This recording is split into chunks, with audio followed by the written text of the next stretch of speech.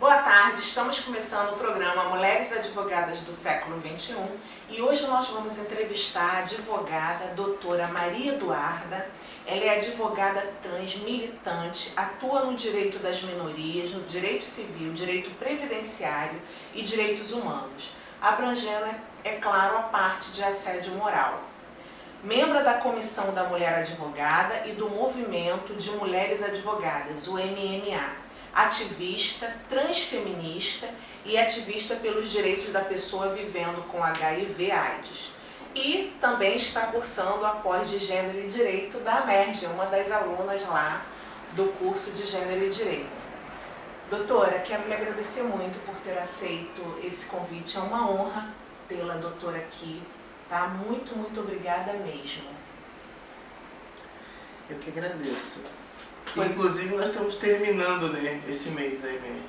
Ah, é verdade, o curso já está finalizando agora. Então podemos começar? Podemos, vamos lá. Como é ser no Brasil, principalmente no Rio de Janeiro, uma advogada trans? Quais são as dificuldades, as barreiras, tudo que a doutora tem que ultrapassar para conseguir ter dignidade na profissão? Eu acho que ser advogada trans sempre foi um desafio, né? Por quê? Porque a própria OAB ela vem se aprimorando e vem se preparando para atender a população de advogados e advogadas transexuais, né? Algumas advogadas que se reconhecem como travestis, a gente tem em São Paulo e em outros estados algumas advogadas que não se reconhecem como mulheres transexuais, se reconhecem como travestis, e a OAB tem também estado pronta. E isso tudo foi possível graças às discussões que foram travadas, né? E em 2016 a OAB reconhece a identidade de transexuais e travestis, incluindo na carteira, né, da OAB, no sistema, o nome social. E isso aí foi uma revolução para que a gente pudesse trabalhar usando o nome que já usávamos cotidianamente, mas que no documento não aparecia, né? Então, por exemplo, quando você entregava um documento, você não poderia de repente constar numa ata o seu nome social, porque no documento não estava.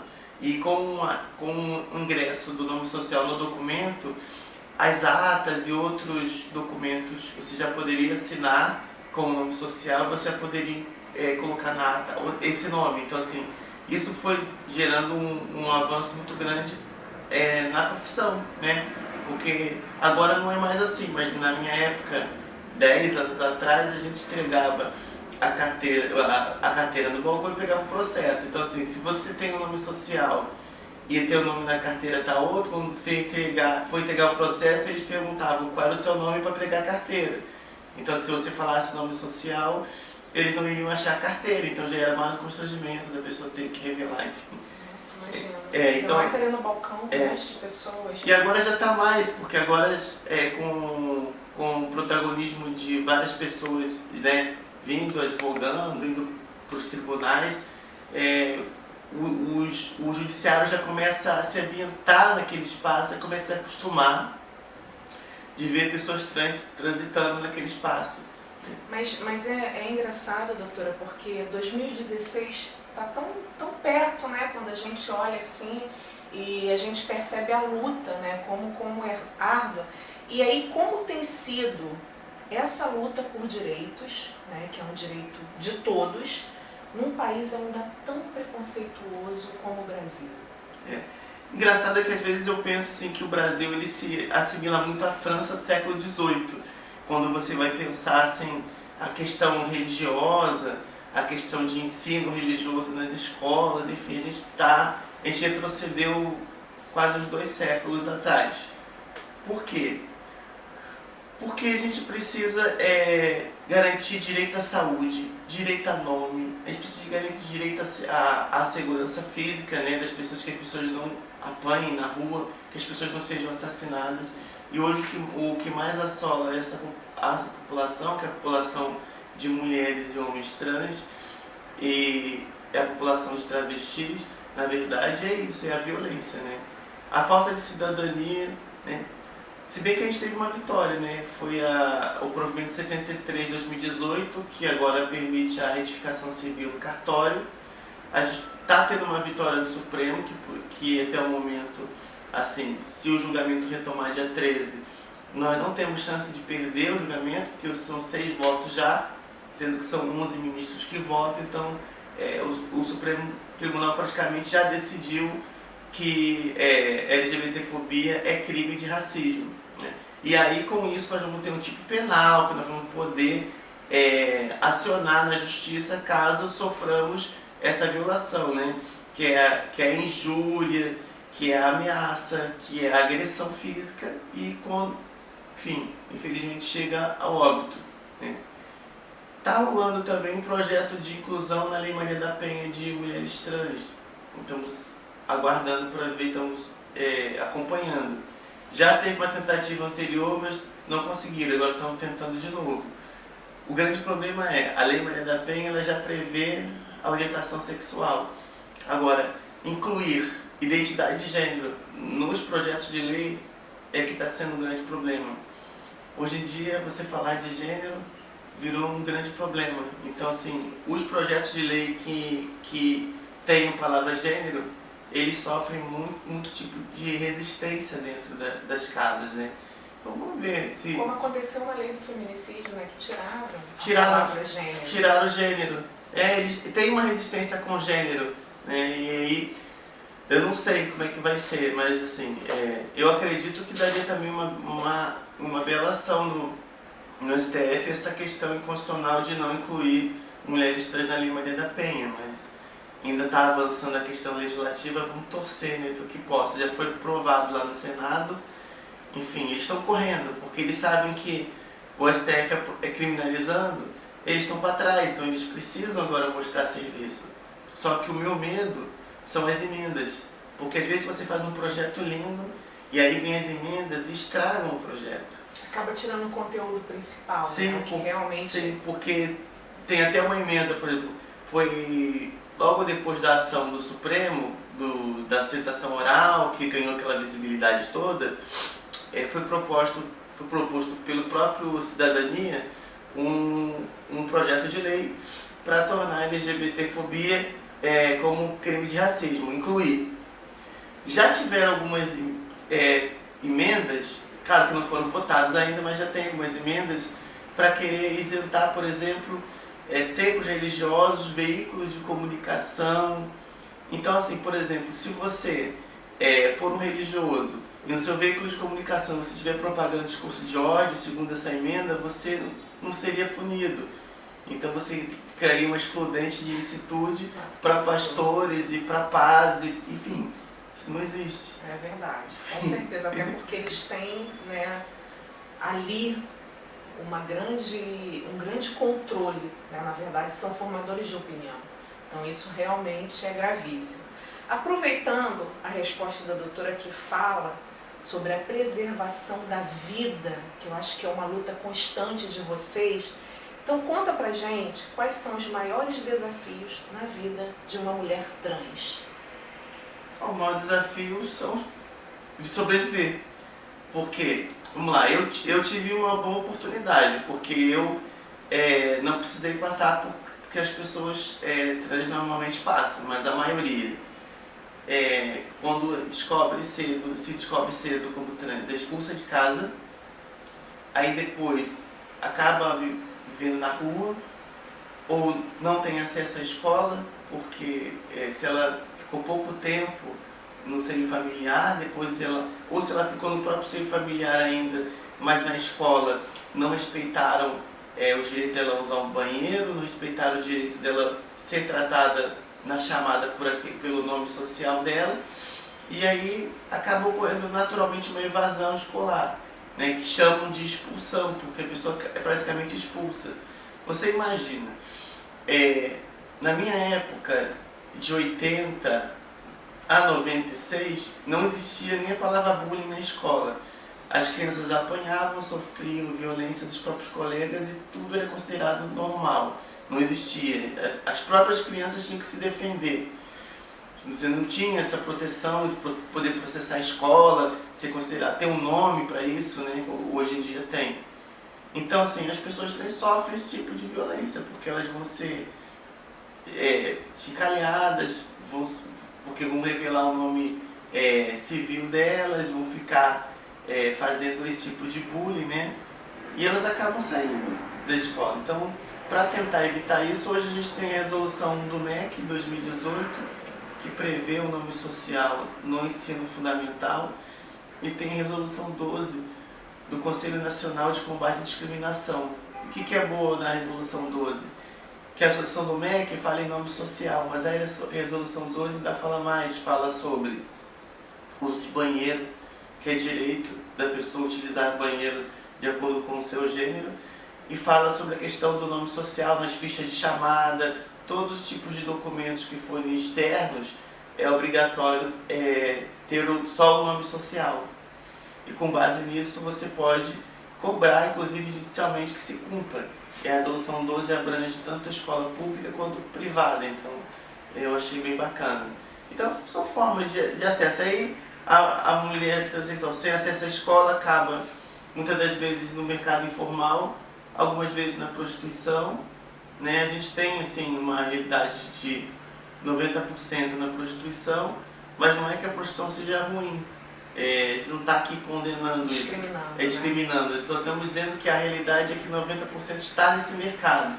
E por que está nesse mercado? Está nesse mercado porque não tem oportunidade de ir para outros. Então, assim, muitas vezes estão, mas nem estão porque querem. Quem gosta está porque quer uma coisa. Agora, você ser obrigada a ter um tipo de atividade só na sua vida porque você não consegue outras oportunidades, aí que é complicado. Não consegue porque sofre preconceito. Porque, Amanda, quando as pessoas chegam e olham, sabe, às vezes elas olham pra gente de forma meio esquisita. Elas olham pra gente como se a gente fosse alguma coisa anormal. E isso tudo vai mexendo com as pessoas.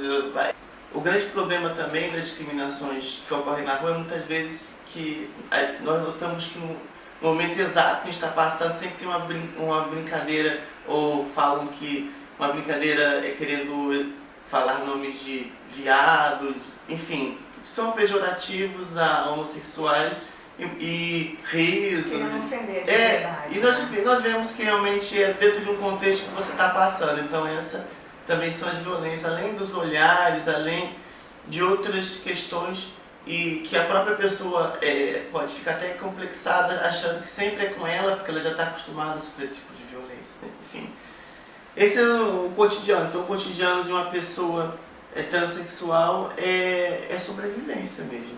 O que me deixou assim muito, muito preocupada é o índice que você falou de 90%.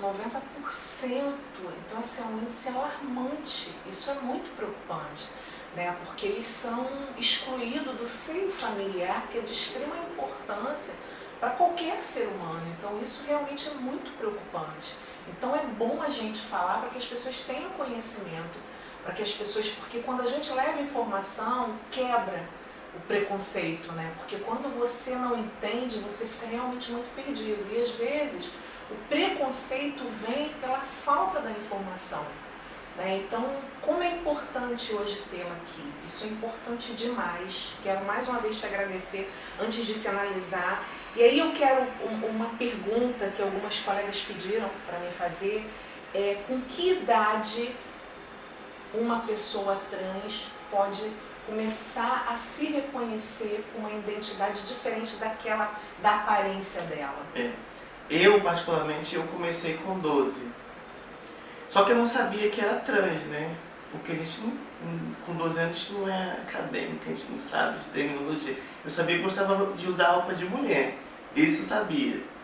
Eu sabia que eu me via daquela forma, que eu me via como se eu fosse mulher. Mas eu não sabia que isso era ser trans.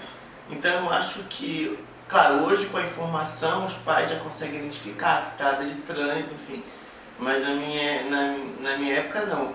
O termo transexual ele só vai tomar força 10 anos depois de que eu nasci. Quer dizer, eu sou de 1980, o termo transexual é trazido para o Brasil depois na década de 90.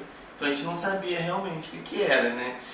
E, enfim, então eu me sentia dessa forma. Então eu acredito piamente que uma criança e um adolescente pode sim já se reconhecer, porque eu passei por isso. Então se eu fazia isso e fiz durante muito tempo escondido dos meus pais, né, porque era considerado uma coisa errada, porque se você é criada para ser de um gênero, eu já sabia que eu tinha sido criada para ser de um gênero que eu não me reconhecia, que eu tinha vontade de ser de outro. Então, a princípio eu tinha medo, então muitas das vezes fiz clandestinamente. Então, se eu já tinha esse entendimento, eu acho que as crianças hoje em dia têm. E a gente tem que respeitar. Esse mundo virtual, né, que traz tantas informações. Tem que respeitar o direito das pessoas se entenderem, né? Porque elas é que vão viver. Não é você que vai viver no meu corpo, eu que vou viver. Então, você não pode dizer o que eu tenho que fazer na minha vida. Essa que é a questão. Temos só que respeitar. Acho que o respeito é essencial. Vamos falar um pouquinho sobre a Previdência Social, que foi uma pergunta também que veio de uma colega. Provavelmente, ainda muita coisa vai ter que ser mudada, vai ter que ser transformada, vai vir pelo judiciário. Como fica a Previdência Social no caso de um homem ou uma mulher que contribuiu durante alguns anos e após a transição, né? Era um gênero e fez a transição e está no outro gênero. Como fica? Você saberia responder isso pra gente? Já pegou algum caso parecido? Então, tem um grupo de trabalho na DPU, que é a Defensoria Pública da União, e a gente está dialogando também com a MPU, porque nós precisamos criar um protocolo para a população trans que vai se aposentar, porque a gente não tem ainda as respostas. Por quê? Vamos lá. O INSS ele foi criado dentro de um critério biológico. Então, por que a mulher se aposenta mais cedo? Porque foi considerado que ela teria mais uma carga de trabalho muito maior, porque elas são mães, têm filhos, fazem dupla jornada de trabalho, enfim, uma série de questões. Então, dariam o direito delas se aposentarem mais cedo que os homens, porque os homens não teriam toda essa carga de trabalho. Aí eu te pergunto, um homem trans, que de repente é casado com outro homem, tá? Se for um homem homossexual, ele pode ter um filho também. Aí ele tem um filho, ele pode fazer dupla jornada também de trabalho, ele pode usar também essa questão biológica dele para querer se aposentar mais cedo. Como é que a justiça vai agir? Não sei, não sabemos. Ou o homem trans pode querer se aposentar na idade dos homens, mas pode ser uma questão, ele pode escolher tanto para cá, tanto para cá. Já tiveram homens trans que entraram na justiça porque perderam pensão. Então eles alegavam que eles ainda queriam ter que continuar com o direito, mas perderam pela questão de serem homens. Então, provavelmente, pelo que a gente tem hoje, os homens trans com o nome identificado vão ter que recolher, trabalhar até a idade dos homens. As mulheres, eu também entendo que sim, só que está acontecendo como a mulher se aposenta mais cedo, sabe, sei quando é para mais tarde, para te prejudicar não tem problema, mas para te dar algum benefício sempre gera algum tipo de problema. Então eu acho que elas vão ter mais dificuldade, porque se ela contribuiu 10 anos com um documento masculino e depois mais 20 com feminino, pode ser que eles não queiram aproveitar esses 10 que ela contribuiu. E aí ela vai ter sim que entrar na justiça, porque é um direito à personalidade, um direito constitucional que ela tem de não sofrer discriminação por ser uma mulher transexual que não conseguiu anteriormente mudar seus documentos porque o Estado não tinha a facilitação dessa retificação civil. Então, assim, não se pode, já que só em 2018 o Estado reconhece a retificação civil independente de laudo de cirurgia, como é que esse Estado pode exigir que essa pessoa tivesse os documentos femininos antes? Então, assim, vai ter que se fazer isso. E mais, eu acho que tem que também tentar isso, eu vou tentar articular com os parlamentares para que primeiro a gente consiga tirar essa reforma da Previdência que está agora e se criar na nova reforma que está sendo proposta pelo PDT, se incluir algum trecho, alguma emenda relacionada à população trans. Entendi. Então a gente já está chegando na reta final e eu sempre faço, agora é um momento relax, eu sempre faço uma brincadeira com todas as convidadas e a doutora agora vai participar disso. Eu vou falar uma palavra que vier à sua cabeça, me responde. Tá. Vamos começar com advocacia. Advocacia, eu penso que advocacia é direitos humanos, defender o Estado democrático, né? O que vem na minha cabeça. Mulher. Mulher. Acho que mulher é o que vem na minha cabeça quando eu penso em mulher é força, né? É garra. Tem que ter muita garra para ser mulher. Democracia. Democracia é um tema que está difícil no Brasil hoje, né? Mas democracia eu penso em Constituição. Liberdade. Liberdade é você poder ser quem você quiser ser, sem sofrer nenhum tipo de retaliação do Estado, né? E nem das pessoas. Doutora, quero te agradecer mais uma vez, muito, muito obrigada mesmo. Foi de suma importância a sua vinda aqui, como engrandeceu esse nosso espaço. Obrigada mesmo, eu tenho certeza que todas as nossas telespectadoras vão ficar encantadas com todas as informações que a doutora trouxe pra gente. Eu falo agora? Pode falar. Então, eu queria agradecer pela participação, por ter podido estar aqui dialogando um pouco com você e com quem vai assistir. E dizer que é isso, a gente está aqui nessa luta para também se inserir dentro desses espaços. Temos conseguido muitas coisas. Tá bom? Que bom. Obrigada. Nossa, nós que agradecemos. E nós ficamos por aqui, sempre finalizando com aquela frase da Luri Lutz. Somos mulheres, somos meninas, fortes como aço e delicadas como o mais fino cristal. E não esqueçam, é importantíssima a sua participação. Se inscreva no canal. A sua participação e a sua inscrição é importantíssima pra gente. E se gostar desse vídeo, deixa lá o seu like.